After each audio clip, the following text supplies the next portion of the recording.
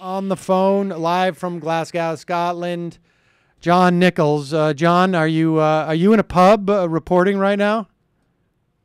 I should be. There's no question. Either I should be a pub or doing the classic journalist trick of asking your cab driver a question. But in reality, I'm out on the street, and it is. You really should be here, man. You cannot believe it. There are thousands of people out campaigning on all sides, but especially the Yes campaigners. They're very, very intense on this Scottish referendum. And it is a referendum on independence. And I know that you and I have both seen a lot of circumstances where people are disengaged, where they're unexcited about politics, where they're trying to figure out if it has any meaning. Well, you put independence on the ballot, and you cannot believe how intense things get. And the vote is tomorrow, is that right? It is tomorrow. It's a very, very simple question. One question on the ballot: should Scotland become an independent country? And what's fascinating about it is that the level of intensity around this is like nothing I've ever seen. I've covered elections all over the world and certainly many, many times in the U.S. But what's happening here is that because it's such a critical question, because it's such a basic question, will Scotland govern its own affairs? They have achieved a 97% voter registration. Wow. They are expecting something in the range of 87% turnout tomorrow. And so the big problem they've got is they're not sure, even though the polls are open from 7 a.m. till 10 p.m. tomorrow, how long it will take to vote, because they figure there's going to be a lot of people.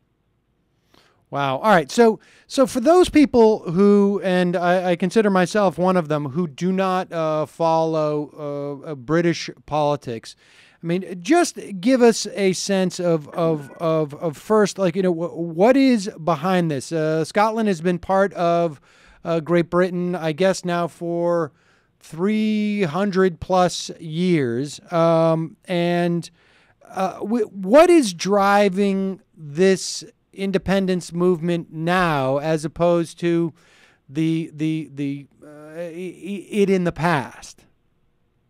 Well, I think I wrote for The Nation today that one of the undercovered issues in the state, many people see this as simply nationalism. I think in reality, the biggest issue is austerity.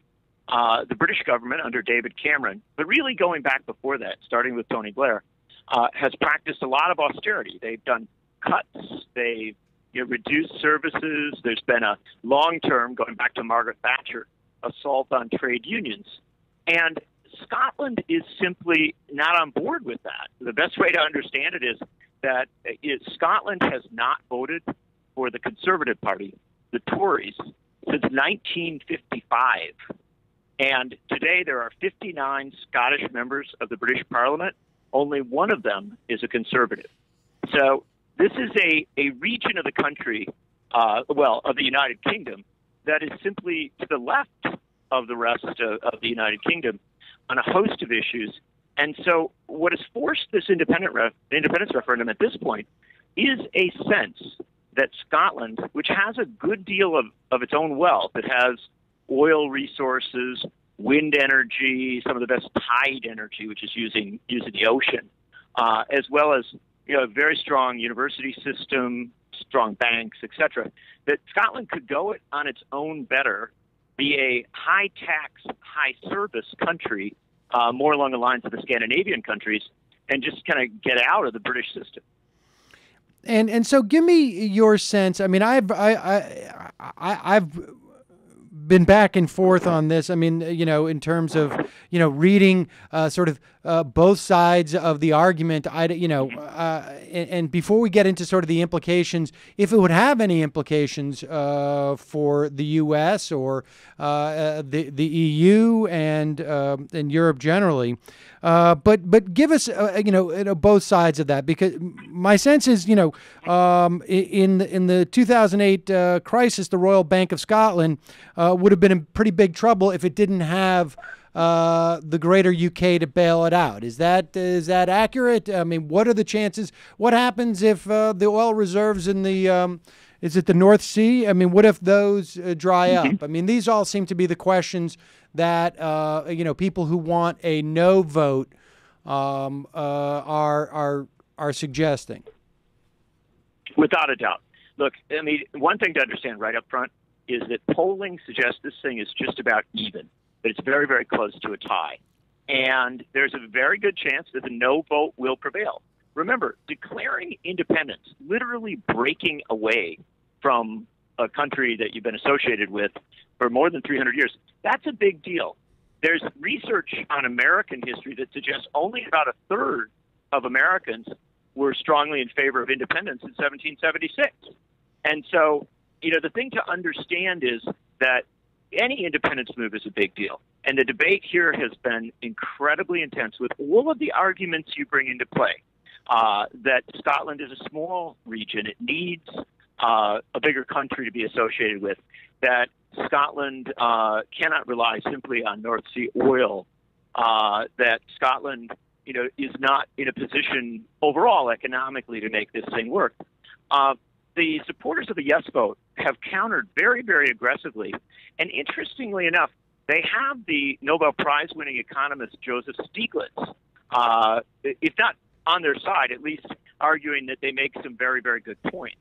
And one of the things that we've seen in this era of globalization is that the notion that big countries actually are able to achieve a lot, aside from, you know, being a great place for banks to headquarter or for you know, corporations to move wherever the taxes are lowest.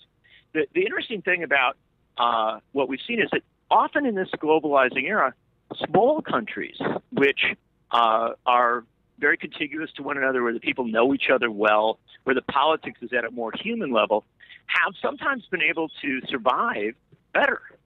Norway being a classic example, but not alone in that regard. And so what you really end up here is kind of a gut check. You can hear strong arguments on both sides, and you can hear progressives on both sides.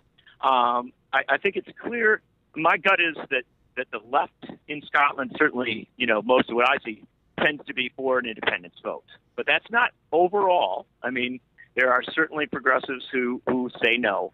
But there's a fascinating campaign here called the Radical Independence Campaign. In fact, I'm talking to you literally where they're out, you know, campaigning here today across the street from me. And they've had things like, it's a very young campaign. They've had flash mobs in places like Aberdeen where 1,000 people show up just for a, you know, 5-minute flash mob. And their basic message is a very interesting one. They take a lot of their messaging from the anti-globalization Seattle protests back in 1999 and what has come since then. Their slogan is, "Another Scotland is possible." And their argument is that Scotland, as a small independent country in the 21st century, could actually do very, very well. And so, you know, you really do get both sides here. And it's not so simple as a lot of our politics in America. It's much deeper. And I think that's why you have such a high level of participation, such a high level of interest, because people really have thought about this issue. I can't emphasize it to you, Sam. You could walk into, you know, any room, get on any bus, get in any cab, wherever, any place in Scotland, and you're going to hear a serious discussion about all the economic issues you've just brought up, as well as a host of democracy issues and austerity and everything else. So it's really an amazing small d democratic experience just to be here. So let's assume for a moment that it's a no vote. In terms of what we expect to change simply because of the vote, it seems that British politicians have basically said, we will devolve, I guess, or we will provide more sort of sovereignty, or at least, I guess, home rule for the Scottish Parliament. What would that involve, and how much latitude do they have? Because is that not a function of just sort of how much money they get from England? Okay, well, here's where it gets interesting. You know, Frederick Douglass famously said, "Power concedes nothing without a demand." The independence vote has been a demand, and the British allowed the vote assuming that independence would lose. They started to get polls about a week and a half ago, some actually showing independence might win, at the very least showing it was very close to a tie. And so British politicians panicked at that point, and they came rushing in saying, look, you don't have to go independent. Vote no, and we'll still give you control over your own affairs. We got the message. You clearly are not, on board with how we do things. So we're going to change a lot. Now, what that really means remains very, very unclear. They've got something called devolution max or devo max, and that means to give a lot more power to the Scottish Parliament. What that could mean is that the Scottish Parliament will get powers of taxation and spending that it does not currently have. Effectively, the Scottish Parliament could be, in an economic sense, pretty much in control of Scotland. And they would be able to spend a lot more on social services, for instance, in healthcare, education. What that means is that Scotland, via this revolution, even if they vote no, might end up with a circumstance where they can reject austerity, which is a powerful force in England. We shall see, though, whether that actually happens, because, of course, politicians often make promises when they're scared.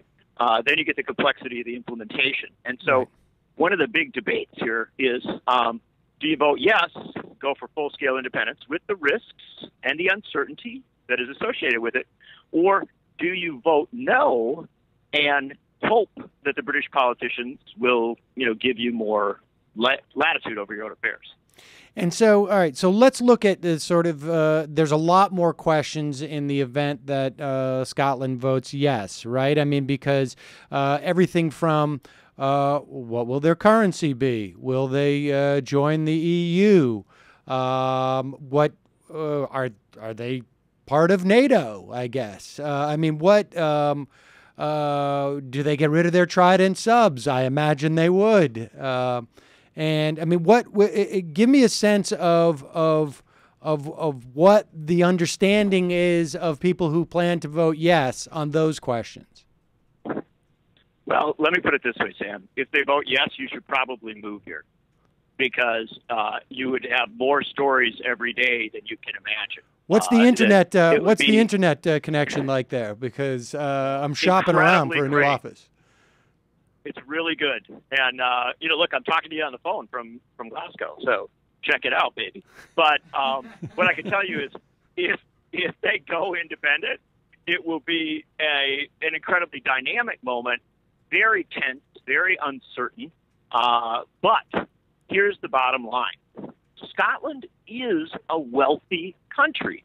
It's not in some impoverished region. They have a relatively high level of unemployment, product of deindustrialization, as much as anything, but it has a lot of resources. So there is, it wouldn't be a case where they'd have no ability to function. What would happen, though, is a roughly 2-year negotiation, year and a half negotiation with the British government. It would be, at times, I think, very intense. The Scots would make high demands. The British would, try to claw back resources, and obviously it would be a bit of a fight. But here's why some people in Scotland are arguing that it would work, and that is that the international community doesn't want a big problem on the British Isles. The international community doesn't want Britain, which is obviously has this supposed special relationship with the U.S., to have a crisis on its hands. And so as a result, there will be, I think it's beyond debate, there will be a good measure of pressure on England and Scotland to work this out, to make an equitable relationship for both sides, and ultimately to go their separate ways, but probably, Sam, not as separate as some might expect. There is a chance they would have a shared currency. There is a chance that they might reach some sort of defense agreement. There are all sorts of possibilities for relationships, much like countries in Europe have. And the final thing, though, you did mention Trident, which is the nuclear submarines. There's very little question that Trident would go. That has been a core pledge of Scottish political figures, not just in the Scottish National Party, which is the majority party in the Scottish Parliament, but also a lot of figures within the Labour Party, the Green Party, which is actually quite strong here. So, yeah, there would be big changes, and some of them would be very relevant to the United States.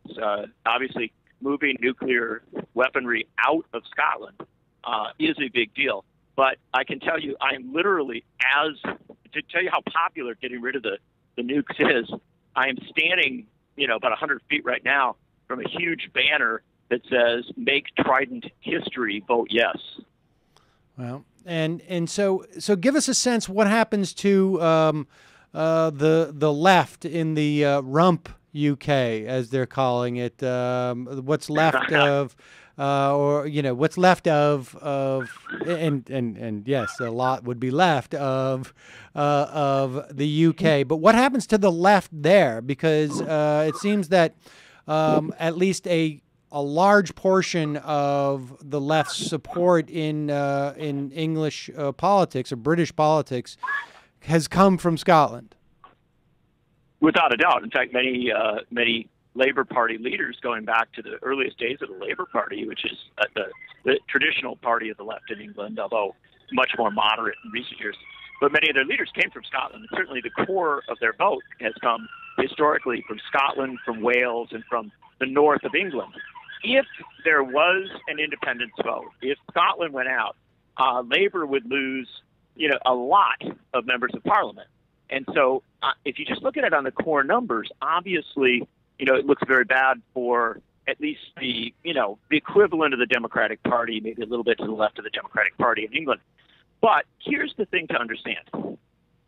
This independence vote is such a big deal. It is literally the front page of every newspaper, not just in Scotland, but in England. It is the lead story on the news, not just in Scotland, but in England, as well as Wales and the rest of the region.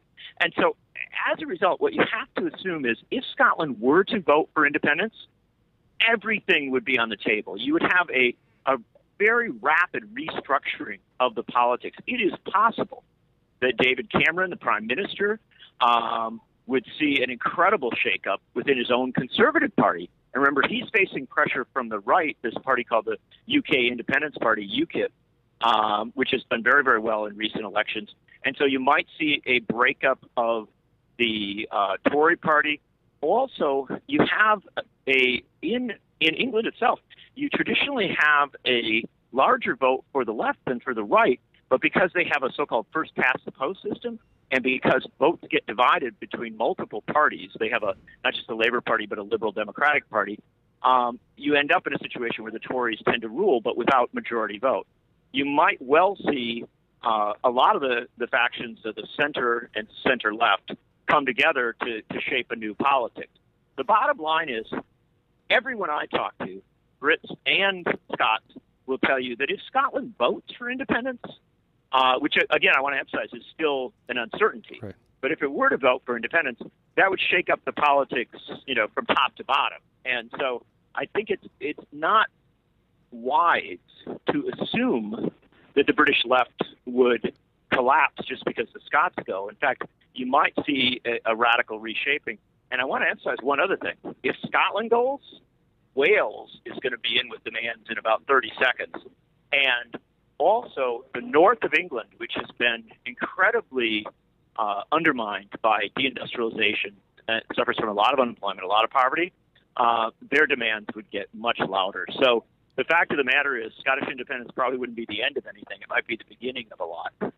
That's fascinating. And give us a sense of what role, some of the bigger political leaders, like a guy like Gordon Brown, for instance, former UK Prime Minister, who edited a book called The Red Paper that called basically for Scottish socialism in the 70s. I mean, where's a guy like that on this? Very good question. Gordon Brown is the most effective campaigner for a no vote. Gordon Brown, the former Labour Party Prime Minister of Great Britain, still quite well regarded by a lot of Labour Party folks, and frankly reasonably well regarded here in Scotland.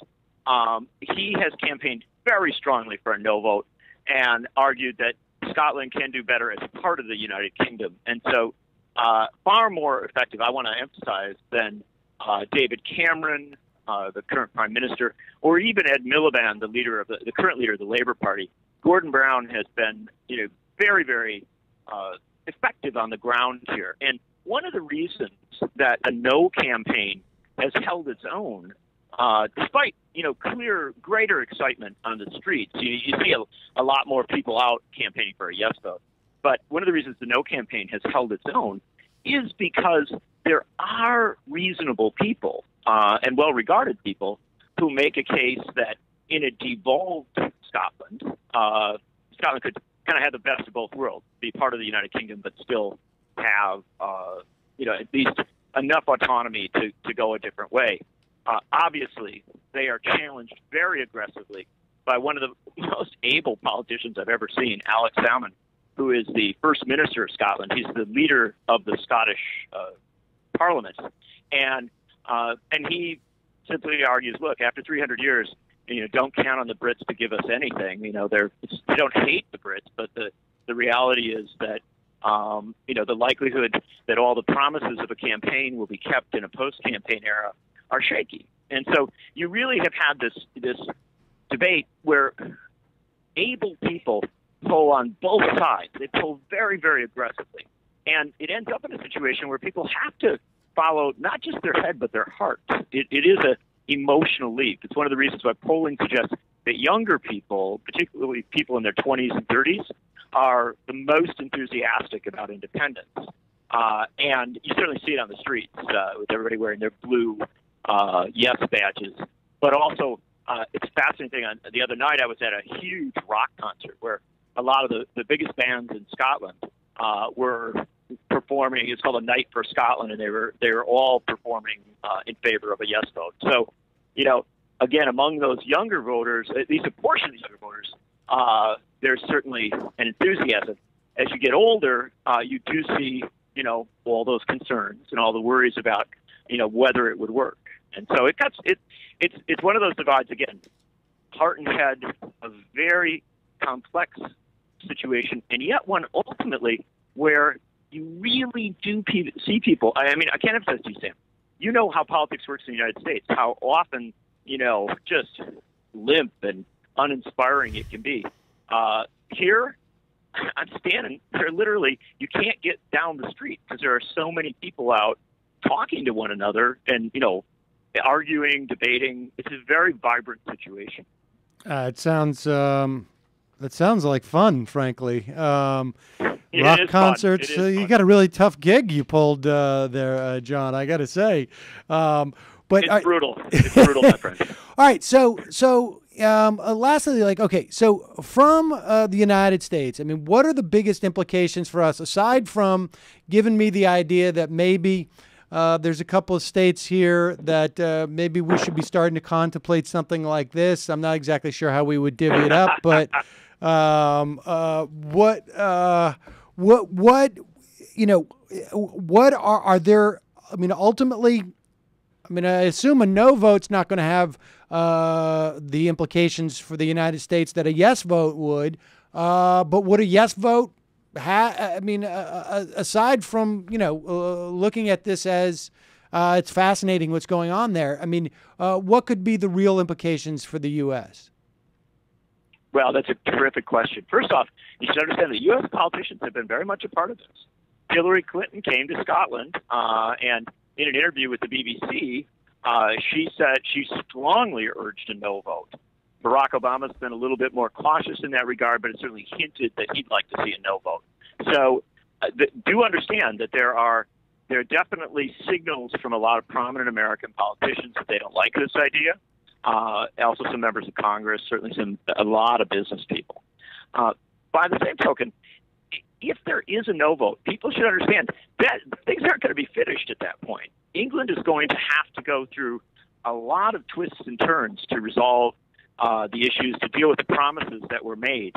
It is not beyond the realm of possibility that Trident could be shifted. That's a big issue for the U.S. It's not beyond the realm of possibility that Scotland could get a lot more authority over its own affairs, and that could have very, very significant implications for a lot of economic arrangements. So, I mean, this thing isn't done for the U.S., even if there is a no vote.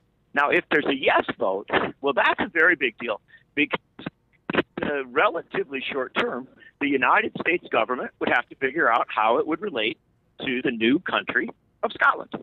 the new independent country of Scotland. And I want to emphasize, if that did happen, the United States would actually, I would presume, be quite gracious about it, develop a very quick, very functional relationship. And here's why. As I said earlier in the conversation, the U.S. and, frankly, a lot of international business interests don't want a crisis. They don't want some sort of huge struggle between Britain and Scotland. I mean, this is a world, as I'm sure the rest of your show today are illustrating, this is a world with a lot of chaos in it, a lot of challenges in Africa, a lot of challenges in the Middle East. I mean, really serious issues in play. And so my sense is that the U.S. reaction to a yes vote would be, okay, if that's what they've done, sort it out.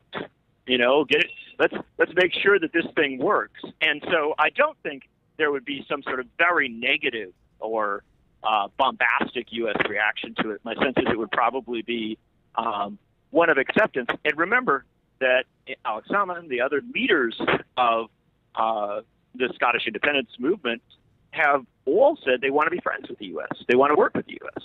So the implications are real.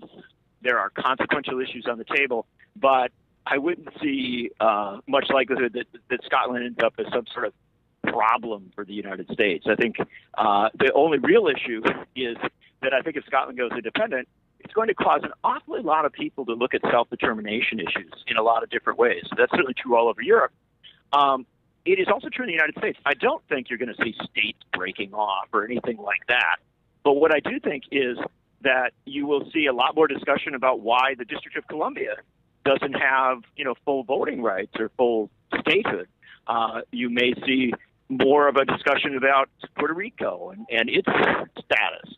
The bottom line is that there's a great philosopher here in Scotland named Thomas Nairn who's written many, many books on these issues.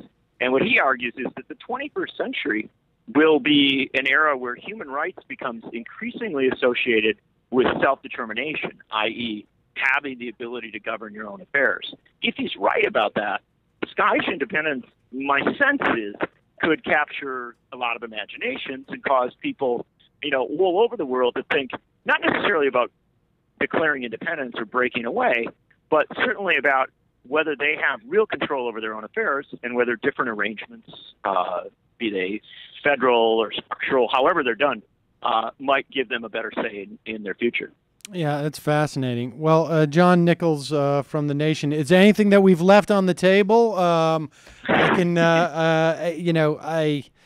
I can only imagine what the next 24 hours are going to be like there. I imagine it's going to be pretty crazy. Do you know what the biggest issue is? Whether there can be bagpipers at the polls. Oh, Some really? People have argued, oh, yeah, it's a big deal. They have several thousand polling places across Scotland, every little remote place. They also have extended the voting age to 16-year-olds because their future is in play. And so you're going to have a lot of new voters. You're going to have crowds at the polls.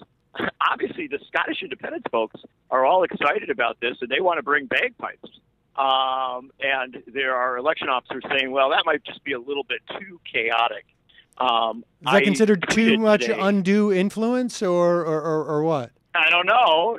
Well, if you start putting the blue paint on your face, too, it's like there's a lot that can go with this as regards Braveheart, things like that. But the bottom line is that it's that kind of thing. There's incredible enthusiasm. I saw a guy last night out with bagpipes that blew fire out of the top of them with his yes badge on. Wow. Late last night, there were big trucks rolling through the city of Edinburgh with huge vote yes banners and reggae music playing. There's literature. They have a large Polish population. There's yes and no literature in Polish. And so all I can tell you is it's an incredibly vibrant political moment that I think has a lot less to do with traditional understandings of nationalism than it does with democracy. And this notion of putting big issues on the table and letting people wrestle with them. I have to say, no matter whether it's a no vote or a yes vote, I have covered a lot of politics. I've rarely seen anything this vibrant. Wow. John Nichols from The Nation magazine, thanks so much for taking the time. I really appreciate it. Sam, it's been a great conversation, and I'm delighted that your listeners and you are interested in all this. All right, have fun. I have a feeling you care. will. All right, thanks so much.